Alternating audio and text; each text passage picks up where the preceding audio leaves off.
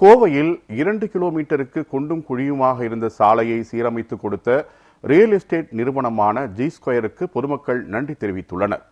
கோவை பன்னீர் மடையிலிருந்து கஸ்தூரி நாயக்கன் பாளையம் செல்லும் சாலை குறுகலான குண்டும் குழியுமாக காணப்பட்டது. இதனால் பள்ளிக்கு செல்லும் மாணவ மாணவிகள், வேலைக்கு செல்லும் பொதுமக்கள் கடும் அவதிக்குள்ளாகி வந்தனர்.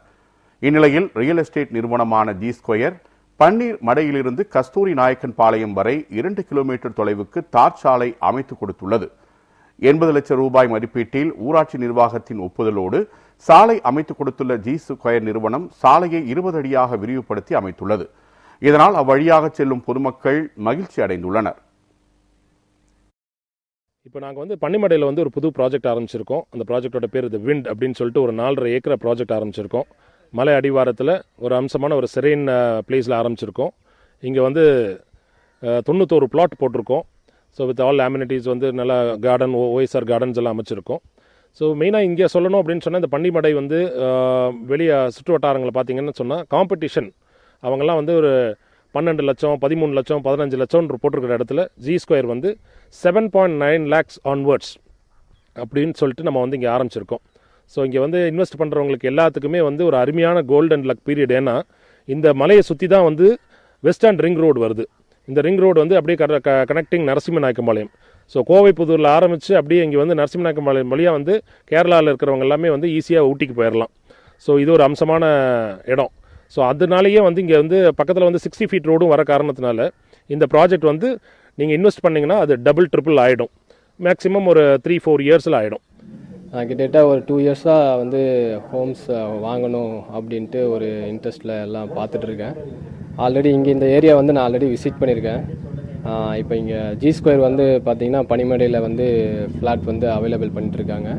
நான் ஆல்மோஸ்ட் இங்கே நான் சர்ச் பண்ணும்போது பார்த்தீங்கன்னா லேண்டோட ப்ரைஸ் பார்த்தீங்கன்னா 12 to 14 lakhsல % இருந்துச்சு. பட் இங்கே இவங்க அட்வர்டைஸ்மெண்ட் பார்த்துட்டு நான் இப்போ கால் பண்ணி இன்றைக்கி நான் பார்க்கும்போது பார்த்தீங்கன்னா இவங்க 7.9லேருந்து ஸ்டார்டிங் ஃப்ளாட் அவைலபிள் பண்ணிட்டுருக்காங்க.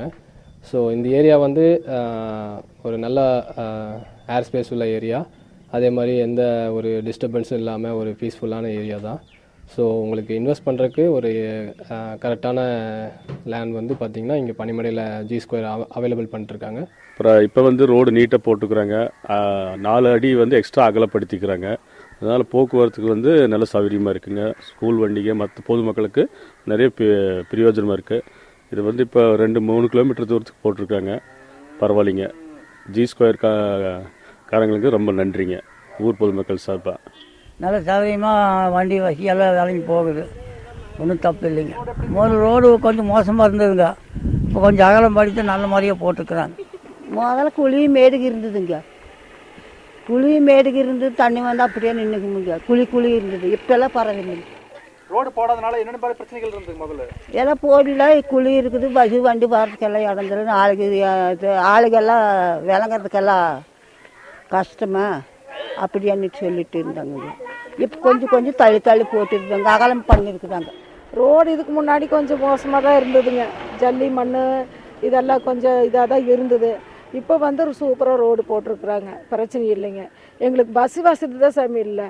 இங்கேருந்து பஸ்க்கு 1.5 கிலோமீட்டர் தூரம் போகணும்.